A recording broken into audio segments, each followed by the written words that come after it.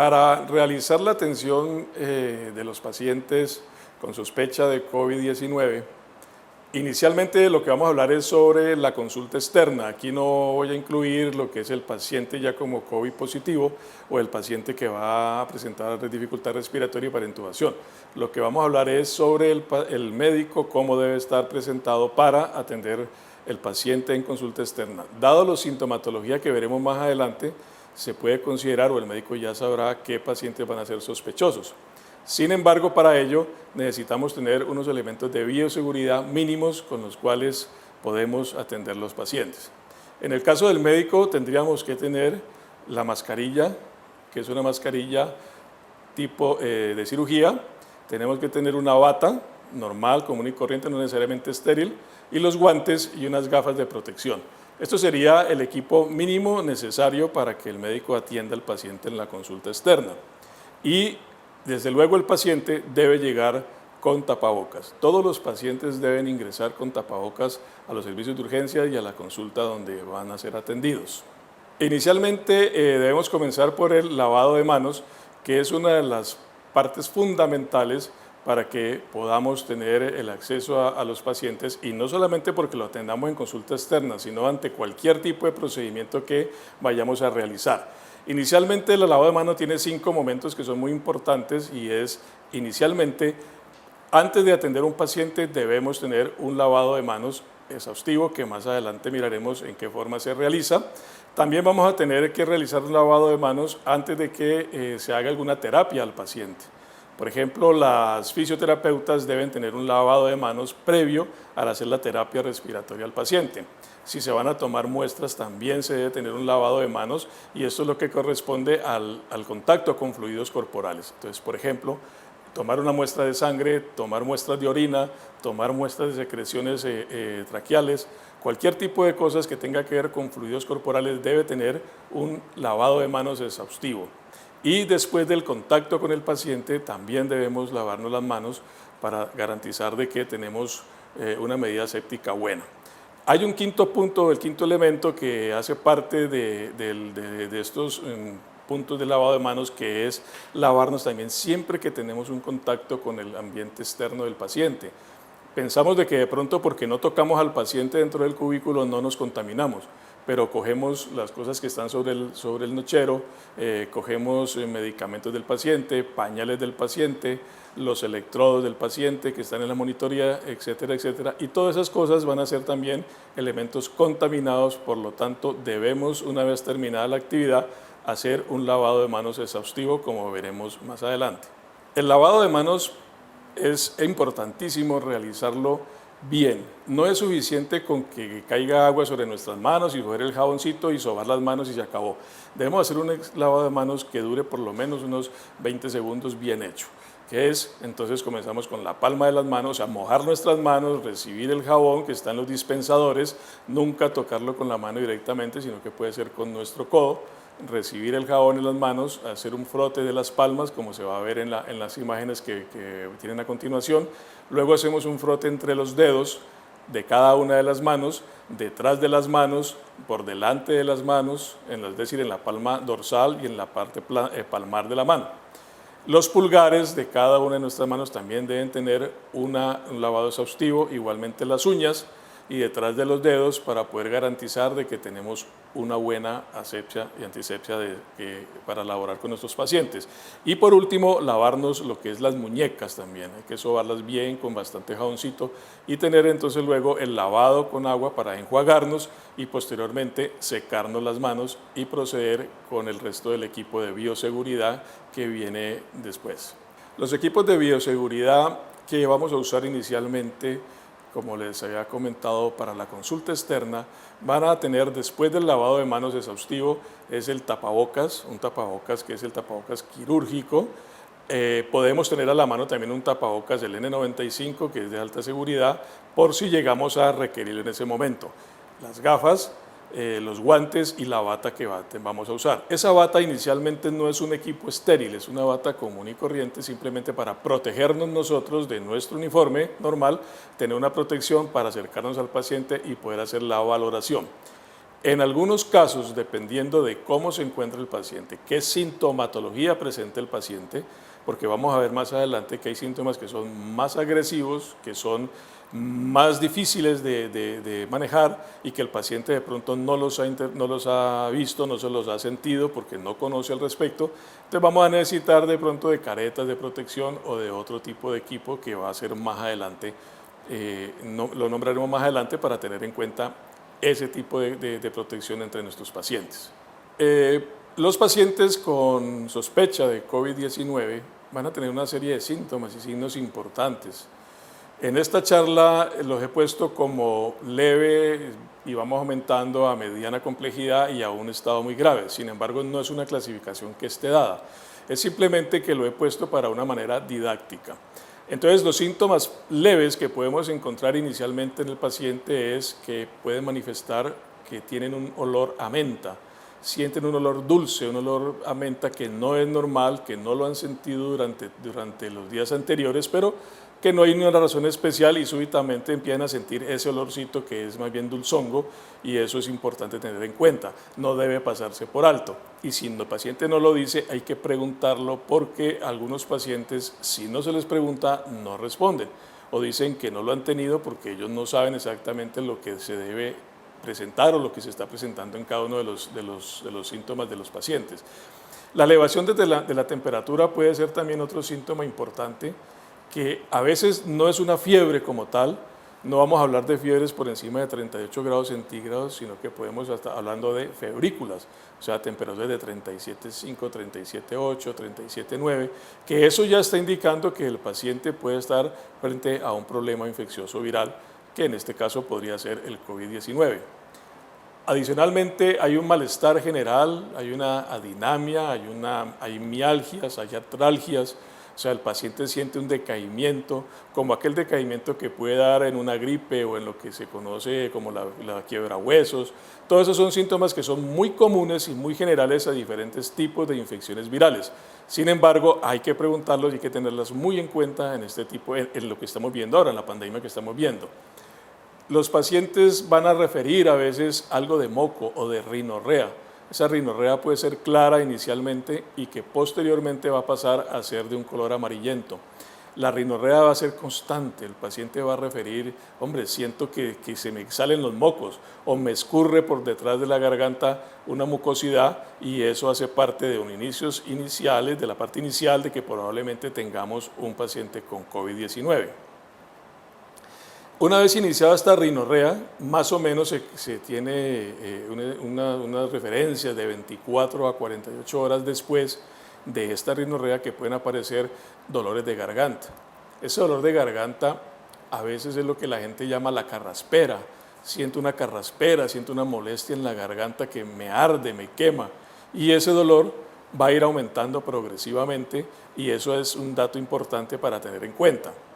Cuando la rinorrea se va haciendo cada vez más grande y empieza a tener esa incomodidad en la garganta, o sea que ya hay un dolorcito, un ardor permanente en la garganta, eso hace una irritación y produce entonces una tos, que esta tos cada vez se va a hacer más fuerte, cada vez va a ser más constante, cada vez puede venir también presentando aumento de secreciones porque la rinorrea sigue aumentando, sigue presentándose más mucosidades y por lo tanto pues va la tos a ser cada vez más persistente hasta el punto de que podemos llegar a presentar un tipo de ahogo.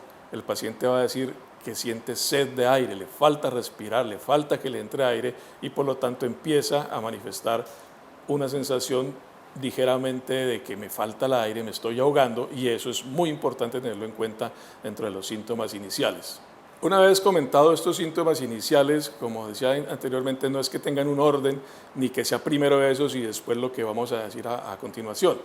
Lo he puesto de esa manera porque según lo que hemos estado revisando, hay algunos que se van presentando inicialmente y a medida que el cuadro va haciéndose más complejo, van apareciendo otras sintomatologías que llevan a las complicaciones más adelante. Como segunda parte o como segundo grupo de síntomas y signos que el paciente puede tener, vamos a tener una alteración de la fonación. El paciente va a tener dificultad para poderse comunicar. También vamos a tener alteración del olfato. Inicialmente se pierde un poco el olfato, se pierde la sensación de ciertos olores característicos o comunes, hasta que eso que es lo que se denomina la hiposmia, y después viene una anosmia, que es cuando se pierde el olfato por completo. Son pacientes que determinan o son muy francos en decir no huelo a nada, no me huele nada, no siento ningún olor en especial, y por más que se le pongan olores fuertes cerca a él, no lo va a percibir. Esta alteración del olfato va a hacerse cada vez progresiva, y también vamos a tener que se mezcla o se une con una alteración del gusto. Esa alteración del gusto tiene 3 etapas, que una es la disgeusia, que es que todo sabe mal, todo tiene un sabor desagradable. Luego tenemos una hipogeusia, que es una disminución de la sensación de los sabores. Y por último la geusia, que es donde ya no percibimos ningún sabor de nada. O sea, ni olemos ni sentimos el sabor de ninguno de los alimentos normalmente que consumimos. Esto es importante porque a veces no tenemos en la consultorio una serie de olores diferentes para hacer la prueba, pero alcohol, que es una cosa muy normal en un consultorio, puede ser una de las pruebas importantes para hacerlo. ¿Cómo lo podríamos hacer? Poner esa botellita de alcohol más o menos a la nivel de la pelvis del paciente y ver si percibe el olor a alcohol. Luego subimos a nivel del ombligo y por último a nivel de las clavículas a ver si el paciente percibe. Si percibe el olor al alcohol desde la parte baja, desde la parte de la pelvis, pues hombre, es un paciente que tiene un buen olfato, no hay ninguna alteración. Pero a medida que va subiendo y va disminuyendo, o si desde abajo no percibe nada, pues obviamente el paciente tendría una hiposmia o una anosmia definitiva. Estos pacientes con alteración de la fonación, alteración del gusto, alteración del olfato, más la sintomatología anterior en la cual vemos pues, que ya hubo una tos, que ya hubo una rinorrea y que de pronto pueden empezar a presentar un dolor de cabeza, una cefalea, van a presentar ahora con esa cefalea que es muy intensa, que puede ser generalizada o que esa cefalea puede ser localizada en el temporal, occipital, frontal o simplemente una cefalea generalizada. Al mismo tiempo que el paciente va a presentar los trastornos del gusto, del olfato, que viene la cefalea, que viene esa tos, que viene esa persistencia de esa secreción mucoide en la nariz, el paciente puede presentar diarrea y puede presentar náusea y puede presentar vómito. Son síntomas que son muy comunes en todas las enfermedades virales, pero que en esta justamente pues, no son la excepción y también van a estar presentes. Entonces hay que tener en cuenta y hacer en este caso la respectiva anamnesis sobre esa diarrea, sobre la náusea y sobre el vómito.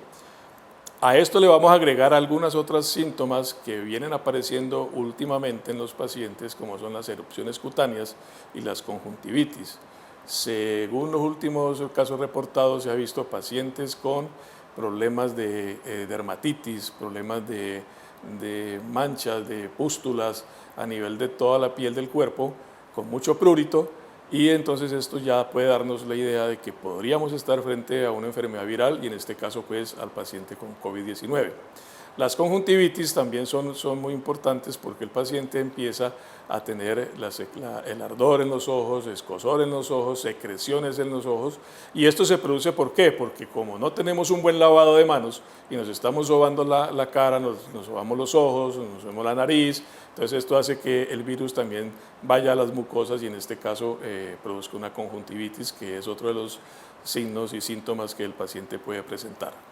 Después de estos síntomas acabados de ver y síntomas y signos que vimos, viene lo que se consideran ya unos síntomas y signos de la tercera parte o la tercera fase, que son más serios, más complicados, más severos, que son aquellos que ya ponen en riesgo la vida del paciente. Cuando el paciente empieza la rinorrea en la primera etapa y esa rinorrea se hizo ya con secreciones y esas secreciones ocasionan una tos, esta tos produce una alteración de las mucosas, de la faringe, orofaringe, laringe, y el paciente empieza a tener una dificultad respiratoria que va siendo progresiva hasta que tenemos definitivamente una disnea severa, lo que hace que el paciente ya sienta esa necesidad de aire, siente ahogo, siente que le falta respirar, que le falta entrar aire, y eso es el desespero muy importante. Esto se puede acompañar al mismo tiempo de un dolor torácico que puede simular dolores precordiales, y si el paciente es un paciente hipertenso, es un paciente diabético, y a este paciente hipertenso y diabético le agregamos el que no tenga un control adecuado, pues es muy probable que también esté presentando un infarto al mismo tiempo. como complicación de la enfermedad viral. Sin embargo, el dolor torácico más esa disnea severa son parte de sospechar de que el paciente pueda tener un COVID-19 positivo. Este paciente, cuando va progresando su enfermedad, cuando se va sintiendo cada vez más agobiado por los síntomas y los signos que va presentando, llega el momento en que se queda quieto, que no se puede mover, que ya no puede hablar.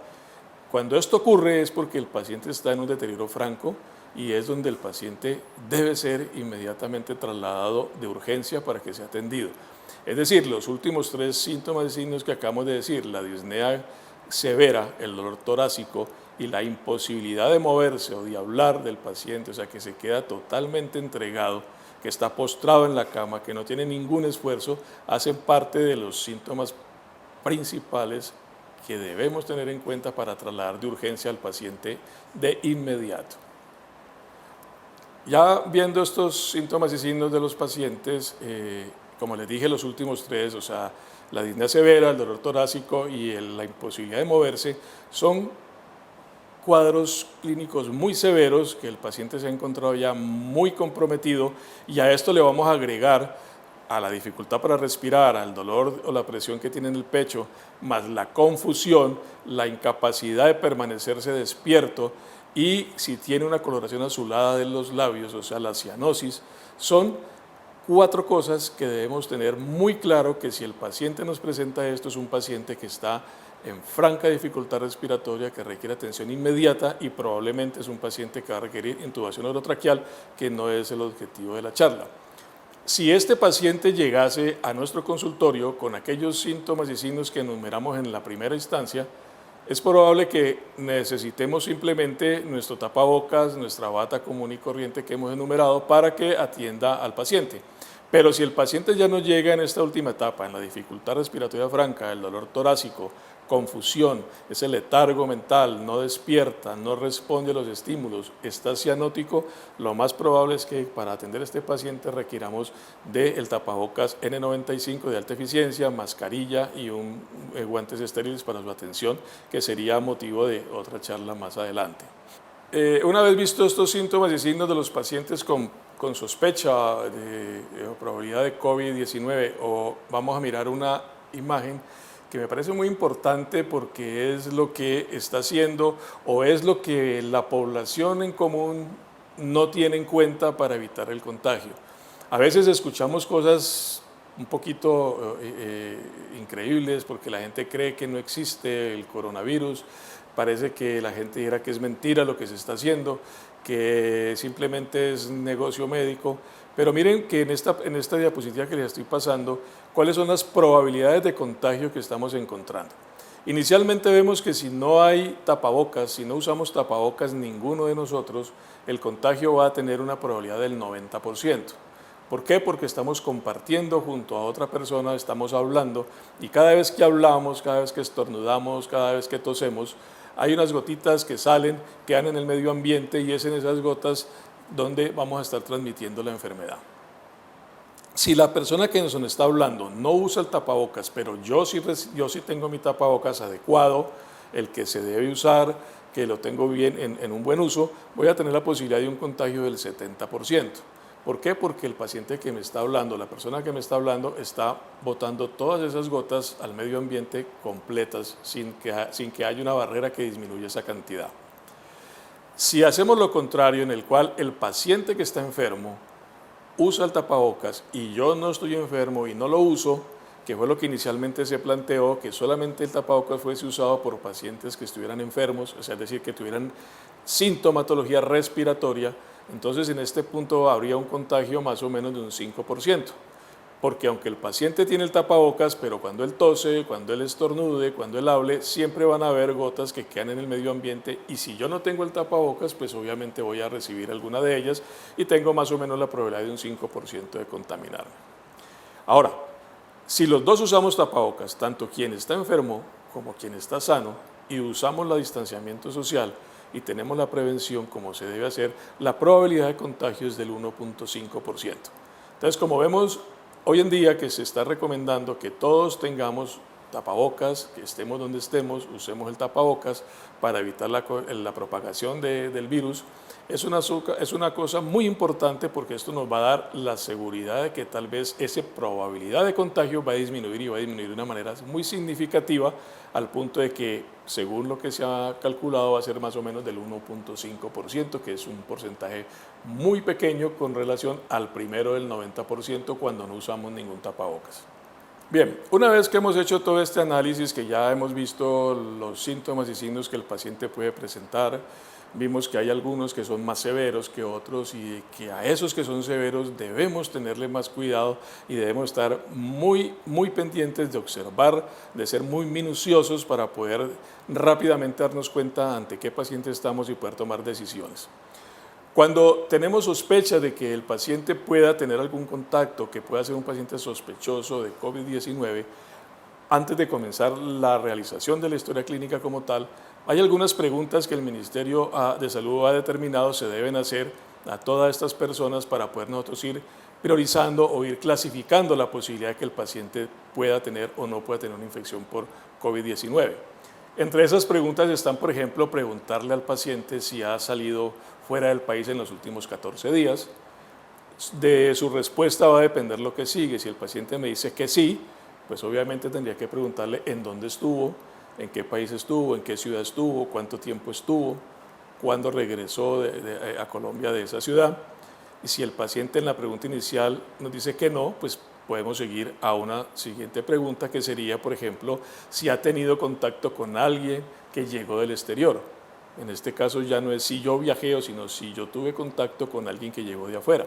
Si esa persona me contesta que sí, debo remitirme a la pregunta de dónde llegó el paciente, de dónde llegó esa persona, de qué ciudad llegó, en qué fecha llegó, cuánto tiempo estuvo fuera de Colombia para poder tener una relación y ver qué posibilidades hay de un posible contagio. Otra de las preguntas que hay que hacer al paciente que son clave es si ha tenido fiebre, si ha tenido tos, si ha tenido dolor en el pecho, dolor de cabeza en los últimos 14 días. Estas preguntas van en relación a lo que vimos anteriormente. Hay pacientes que son COVID-19 positivos asintomáticos y por ende te van a decir, no tengo nada, no siento ninguna cosa. Pero si yo le pregunto directamente, ¿es dolor de cabeza? Me va a decir sí o no. ¿Ha tenido fiebre? Sí o no. ¿Ha tenido tos? Sí o no. Cada una de las preguntas que yo le haga al paciente sobre estas enfermedades debe haber una respuesta concreta. No dejarlas al aire porque el paciente puede interpretarlas de otra manera y no darle importancia y nos quedaríamos nosotros sin saber qué es lo que ocurre con el paciente realmente, ¿no? Entonces es importante saber qué síntomas ha tenido el paciente en los últimos 14 días, aunque diga que se ha sentido muy bien. También hay que pedirle al paciente información, si ha estado con alguna persona sospechosa de COVID-19. Entonces preguntarle, ¿usted ha estado en contacto o tiene amigos o tiene familiares que hayan tenido un diagnóstico de COVID-19 para poder saber las probabilidades de que el paciente también tenga un contagio adicional? Se debe preguntar si el paciente es trabajador de la salud, porque como sabemos todos los trabajadores de la salud tenemos más probabilidades de entrar en contacto con pacientes con COVID-19 o con alguna otra enfermedad que nos pueda también dar contagio y por ello es importante saber ese riesgo que tenemos como trabajadores de la salud. Si es positiva la respuesta, sí, soy trabajador de la salud, pues entonces habrá que preguntar si he tenido contacto con pacientes COVID-19 o con pacientes sospechosos de COVID-19, ¿ya? Para poder tener eso una información importante en la historia clínica posterior. Es decir, que si el paciente dice sí he tenido contacto con pacientes COVID-19, yo puedo relacionar posteriormente en la historia clínica los síntomas y signos que él me diga si van en relación con este posible contacto que el paciente tiene y epidemiológicamente poder ir descifrando, ir descubriendo los contactos que hay alrededor de esta persona. Y por último, parece una pregunta de cajón, pero es importante preguntar si el paciente ha usado los elementos de protección personal. Incluso a veces, aunque no sea personal de la salud, se les pregunta si ha tenido o ha guardado todos los reglamentos o los lineamientos que se han dado de cuarentena y si ha usado los elementos de protección personal. Es importante saberlo porque esto nos va a indicar que quien no lo use, quien no haya guardado la cuarentena, quien esté libremente en la calle, pues es una persona que con mayor probabilidad podrá ser un portador de COVID-19. En esta oportunidad queremos recordar que la historia clínica o la parte de la historia clínica en el cual hacemos las preguntas, hacemos la anamnesis del cuadro clínico, ya hemos preguntado el motivo de consulta, por qué viene el paciente y vamos a pasar a la enfermedad actual. Esta enfermedad actual ya tenemos una indicación más o menos con las preguntas anteriores, si el paciente ha tenido contacto, si el paciente viene del exterior, si el paciente es trabajador de la salud, si el paciente ha tenido contacto con personal que haya sido positivo para la enfermedad, y eso nos da entonces a preguntar una serie de cosas generales. Esto no quiere decir que las preguntas que se manifiestan ahora o que les voy a presentar ahora sean las únicas que podamos hacer.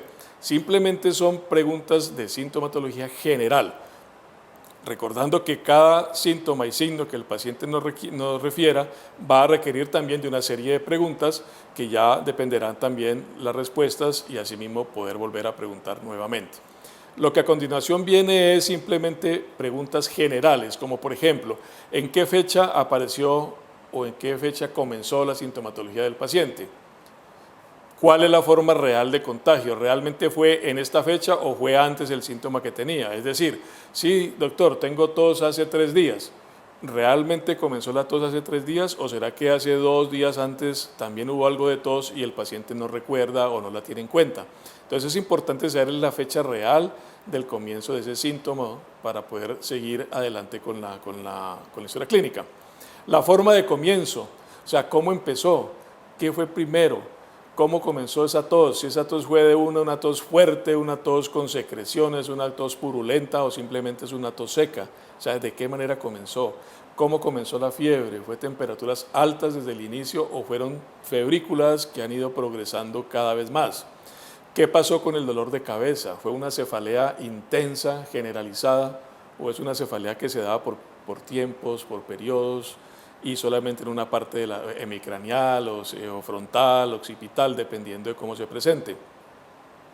¿Cuál cree usted que sea la causa de esa sintomatología? Es decir, ¿por qué cree usted que le da ese dolor de cabeza? ¿Por qué cree usted que tiene esa tos? ¿Por qué cree usted que está haciendo fiebre?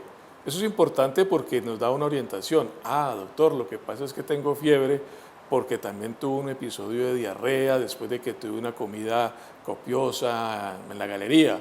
Entonces nos puede dar indicios de que probablemente tengamos una gastroenteritis y de pronto no sea el COVID. No quiere decir por eso que lo vamos a descartar, pero es importante saber qué cree el paciente que está desencadenando sus síntomas en este momento. ¿Qué síntomas acompañantes tiene? Hombre, la cefalea me da ¿con qué? Con náusea, con vómito, ¿sí? La cefalea me da con escotomas, con acúfenos, en fin, con otra serie de síntomas que de pronto no se han manifestado en las preguntas anteriores y no las hemos tenido en cuenta. Recordemos que los síntomas y signos del COVID-19 no son propios de la enfermedad. Es un conjunto de varias cosas que se van a reunir en un solo paciente y eso es lo que descontrola un poquito en el manejo. ¿Cómo ha venido la evolución del paciente? Desde que comenzó el dolor de cabeza, ¿cómo se viene sintiendo ahora? ¿Ha venido empeorando ese dolor de cabeza? ¿Sigue igual? ¿Se ha disminuido? ¿Ha mejorado por ratos pero vuelve y aparece? ¿Qué sucede con el vómito? ¿Qué sucede con la diarrea? ¿Con la fiebre? O sea, ¿cuándo ha sido más intenso? ¿O viene siendo igual? ¿O ha venido disminuyendo a través de estos últimos 3, 4, 5 días? ¿Qué relación tiene con medicamentos?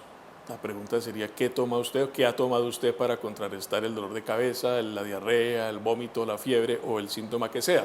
Esto es importante porque podemos saber que si el paciente ha tenido fiebre y viene tomando acetaminofén desde varios días atrás, pues es probable que en el momento en que hagamos el examen físico no encontremos temperatura en el paciente.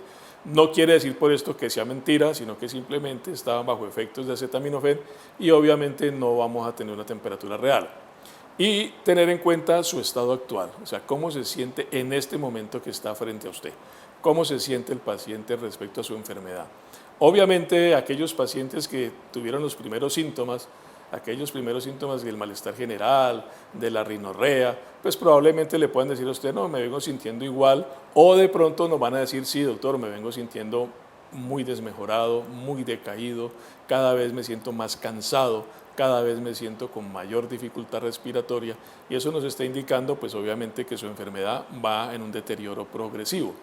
Ahora, si el paciente ingresa ya en una franca dificultad respiratoria, cianótico, con dolor en el pecho, pues obviamente estas preguntas van a sobrar porque lo importante es que actuemos frente a la sintomatología que el paciente está presentando, que en ese caso es una sintomatología crítica que no puede ser para valorarle una consulta externa. Sería de un paciente que debe pasar de inmediato a urgencias y ya allá se determinará el proceso a seguir.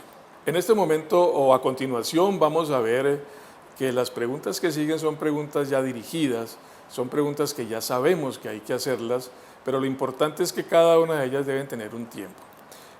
Entonces, ¿qué tenemos? Se le va a preguntar al paciente si ha habido fiebre en los últimos 14 días.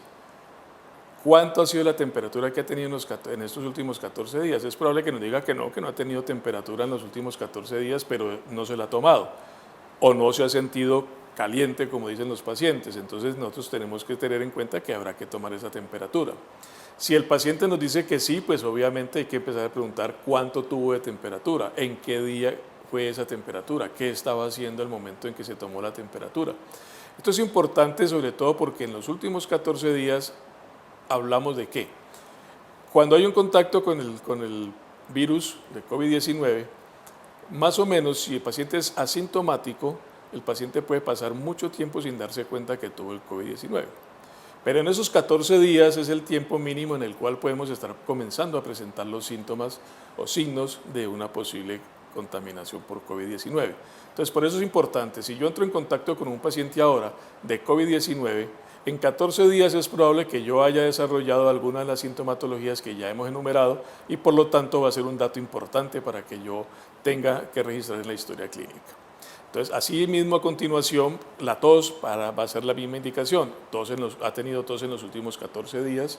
Si la respuesta es sí, a empezar a hacer la anamnesis de la tos con todos los parámetros que ya sabemos. Cómo comenzó, qué tipo de tos es productiva, no es productiva, etcétera, etcétera. ¿Para qué? Para poder tener lo mejor documentado el caso, la mayor cantidad de datos posibles y para no tener una equivocación en el diagnóstico final. Si ha tenido dificultad respiratoria en los últimos 14 días, es importante también. Obviamente el paciente, esa es una pregunta que hay que hacerla, aunque parezca que no tiene sentido, porque si yo tuve una dificultad respiratoria en los últimos 14 días, es probable que no esté en la consulta externa, sino que ya esté hospitalizado. Pero a veces hay pacientes que refieren que en algún momento sintieron falta de aire. Ah, no, pero es que eso me pasó porque es que estaba cansado, porque es que es una determinada actividad y sentí que me faltaba aire y lo pasó desapercibido, pero para nosotros como médicos ya va a ser muy diferente porque eso nos indica que probablemente ese paciente sí tuvo o tiene algún contacto positivo con COVID-19. El cansancio es muy importante. ¿Cómo se viene sintiendo en los últimos 14 días? Está muy cansado, con dolor en los huesos, dolor de los músculos. Doctor, es que últimamente me dificulta más moverme, últimamente las rodillas, los codos, las manos me duelen más. Eso es importante porque si la actividad del paciente no amerita que esas cosas estén sucediendo, o por su edad que tenga una artritis ya desde hace mucho tiempo diagnosticada, entonces tenemos que tener en cuenta porque es una sintomatología, es un signo nuevo y por lo tanto hay que tenerlo muy en cuenta. El dolor torácico, de igual forma, no siempre que duele el pecho, no siempre que duele el tórax estamos hablando de infartos, pero es importante que si el dolor no ha sido muy intenso, lo tengamos que registrar. No, eso tuve un dolorcito por ahí sencillo, pero eso se me quitó, doctor, tomé dobles y se me quitó. No, es un dolor que ya estuvo, que ya fue presentado en el paciente y por lo tanto debemos tenerlo en cuenta. No se debe desechar esa información, no se debe menospreciar esa información simplemente por el hecho de que dolió unos 2, 3 minuticos y desapareció y no volvió. Es importante tenerlo ahí, importante tenerlo anotado. La diarrea, lo mismo. ¿Qué pasa con esa diarrea? ¿Cómo es la diarrea? ¿Cuál es la característica de la diarrea? El número de deposiciones que hace en el día, las características de cada una de ellas, que eso es lo que ya el estudiante, ya el médico como tal, sabrá qué preguntar porque ya tiene un conocimiento de la semiología básica para poder saber y desmenuzar cada uno de los síntomas y signos. De igual manera, ¿qué pasó con el gusto y con el olfato? De pronto estas dos cosas no se toman muy en cuenta, de pronto parece ser que la pérdida del gusto, la pérdida del olfato, ni el paciente lo tiene muy en cuenta ni el médico tampoco. A veces decimos, no, es que con esta gripe que tengo, con esta cantidad de mocos casi ni huelo bien, pero ¿será que entonces ese no oler bien es propio de una rinitis o de una virosis cualquiera o será que ese será de ahora del COVID-19? Por lo tanto son datos importantes que se deben plasmar en la historia clínica. Igualmente el dolor de garganta no se debe pasar por alto, por más mínimo que sea. No, es que eso me dolió un ratico, pero me chupé una pastillita de eucalipto y se me quitó. No importa, ya hubo un detalle, ya hubo una sintomatología previa que no se debe desechar. A veces no hay que esperar a que el dolor llegue a su máximo esplendor para poder decir, no, sí, es un dolor de garganta severo y a este paciente hay que sospecharle COVID-19. Puede ser muy superficial, puede ser simplemente lo que la gente llama la famosa carraspera, que no pase de ahí, pero eso ya nos da un indicio de que el paciente probablemente sí esté ante síntomas y signos de COVID-19. Y por último, obviamente, también habrá que preguntar, entre todas estas cosas, si ha estado hospitalizado en los últimos 14 días, independiente de por qué haya sido. Ah, no, es que estuve hospitalizado, doctor, porque es que soy diabético y se me subió el azúcar. Bueno, eso es un dato importante porque entonces sabemos que ese paciente tiene un factor de riesgo que es la diabetes. Doctor, estuve hospitalizado porque tuve una crisis hipertensiva. Bueno, también es un paciente que tiene un factor muy importante como es la hipertensión, que son factores que van a llevar a un paciente con una virosis como la del COVID-19 a un momento, a un estadio muy catastrófico como es requerir de ventilación mecánica. Por lo tanto, todas estas preguntas no son bobadas, no sobran repetirlas y estarlas recalcando a los pacientes. Recordemos que los pacientes a veces hay que preguntarles sin insinuar las respuestas para poder que ellos den una información. A veces si no preguntamos, ellos no toman en cuenta y no responden adecuadamente. De manera que no olvidemos la anamnesis de cada uno de los síntomas y signos del paciente, de cada uno de ellos, no por conjunto, cada uno de ellos es importante y desmenuzarlos totalmente para poder tener un acercamiento mayor. Concluyendo esta charla de semiología sobre COVID-19, diríamos que es importante tener en cuenta que las preguntas que acabamos de enumerar o la forma en que acabo de informar cómo hacerlas no es una camisa de fuerza, no tiene que ser exactamente como lo estamos explicando ahora. ¿Por qué? Porque eso va a depender del paciente que tengamos frente. Algunos pacientes, como ya lo vengo diciendo, son muy comunicativos, dan mayor información de la que a veces preguntamos, otros son por el contrario muy poco comunicativos y nos es más difícil. De manera que esto es una guía de qué preguntas hacerle al paciente que no se nos deben pasar y obviamente dependiendo de las respuestas de su paciente vamos a tener pues, la oportunidad de hacer otras preguntas que tal vez no las tengamos en cuenta en esta charla. Eso no quiere decir que no las puedan hacer. Entre más preguntas y entre más detalle tengamos de los síntomas y signos del paciente, mejor para nuestra historia clínica, para que al final, en la análisis que hagamos, podamos determinar la probabilidad o la sospecha de que este paciente sea un COVID-19 positivo. Acuérdense o recuerden siempre que la historia clínica debe estar completa, que cada sistema tiene sus preguntas claves determinadas.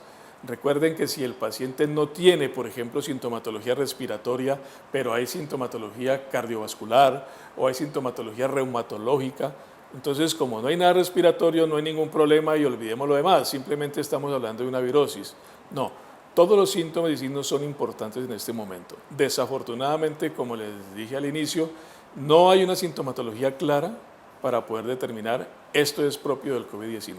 De tal manera que todo lo que nosotros preguntemos es importante, no excluir nada. La observación es muy importante. No debemos pasar por alto las cosas más mínimas o más pequeñas que podamos encontrar en nuestro paciente porque va a ser clave para que podamos hacer un buen diagnóstico. El tiempo es un factor sumamente importante en este proceso del COVID-19. ¿Por qué? Porque entre más tiempo estemos expuestos a un paciente con la probabilidad o la sospecha de un COVID-19, pues obviamente más tiempo tenemos nosotros de contacto con él y las probabilidades van a ser mayores de contaminarnos también. De tal manera que tampoco quiero decir con esto que es que vamos a hacer 2 o 3 preguntas y chao, y despachamos al paciente. No, por el contrario, simplemente es que estar seguros, estar convencidos de que lo que estamos buscando es una enfermedad seria, estamos convencidos de que sé cómo hacer una anamnesis completa a mis pacientes y por lo tanto voy al grano de lo que necesito. No quiere decir con esto, y repito, que voy a olvidar cosas porque tengo que desencartarme rápido del paciente. No, tenemos que hacer las cosas bien, a conciencia, pero sabiendo que el tiempo es oro y que no podemos voltear en cosas que no sean importantes. Entonces, por favor, todos debemos tener muy claro ¿Qué buscamos, qué síntomas y qué signos debemos buscar en los pacientes con sospecha de COVID-19 para tener claras las preguntas que vamos a dirigir?